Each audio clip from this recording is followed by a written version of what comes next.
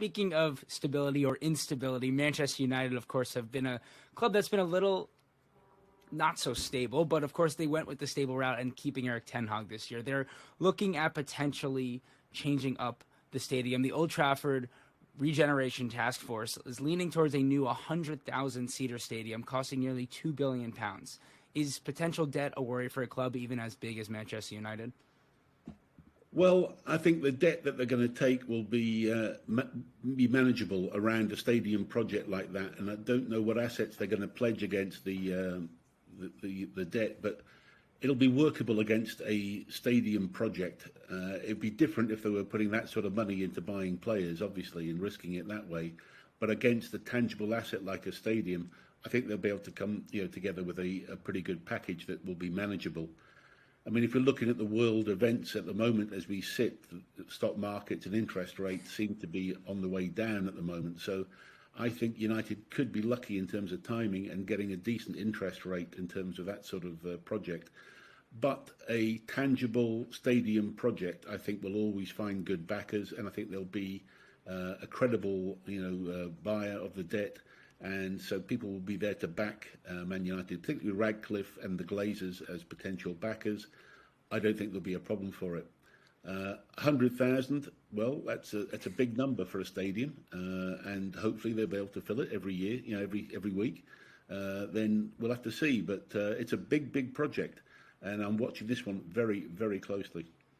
Well, and of course, Old Trafford doesn't seem to necessarily be going anywhere. The Independent is reporting the club are considering keeping a scaled-down Old Trafford to go alongside this new stadium. Is that a good idea to you? Obviously, I think getting rid of Old Trafford anytime you take down an old stadium doesn't always seem to be so great amongst fan perspective. What are your feelings about that?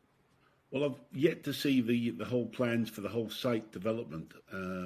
What's interesting, I would point out, Atletico Madrid have recently put another stadium right next to the Metropolitano, which is just for concerts. And that's interesting. They've also put together another stadium for the women's side as well. So it depends what this Old Trafford, how it's redesigned, the old stadium, how that is handled. Is it for things like events? Is it for things like, say, to be the home of the women's team? It seems a very expensive asset to keep. I would have thought they would have knocked it down and repurposed it in some way, and there'd be a proper whole master plan for the whole site with a new stadium. They're very lucky to have the land next to the stadium to be able to build on, which means they're not going to have the disruption that some clubs have had to do, like Spurs, moving to Wembley for a period of time. So that's in their favour. But it's a mammoth project to undertake to build something like this. And right now, while the interest rates may be going down, the costs have certainly been going up. And so you're right, I think a 2 billion sort of number is the right one to be talking about. But they've got to take the chance now, like Man City have done, and create a whole master plan of development around that area rather than just doing one stadium. And I'm worried that the budget may become too much beyond the stadium to really put together a really great, exciting master plan. But somehow they've got to try and do that. And can we expect this to be, see a lack of transfers in the upcoming years for Manchester United? I fans over the last few years have said that the manager hasn't been backed, whether or not that's the truth, and we've seen the numbers. Can we expect, a master plan like this to potentially get in the way of future transfers? Well, they can't. They just simply can't risk it. They've got to carry on putting together a first-class project on the pitch. And if United carry on the way they've been going the last few seasons, since Ferguson left, basically, then I'm afraid that 100,000-seat stadium is going to become a bit of a white elephant because the glamour of Man United is going to fade, and it's at a pretty crucial point right now. I'm not a big fan of the way Radcliffe has approached the change of things at the moment. I'm very disappointed in the way he's approached things, and I think there are big question marks around this. I think Ten Hag putting his Dutch group together, both behind the scenes and on the pitch, is going to lead to real internal, squabbling between different factions. And also, if Ten Hag eventually gets the elbow, then of course he's going to leave with a lot of staff and not just a little core group. And there's probably going to be a few players that are going to have to go as well. So they're putting themselves in a very dangerous position going forward.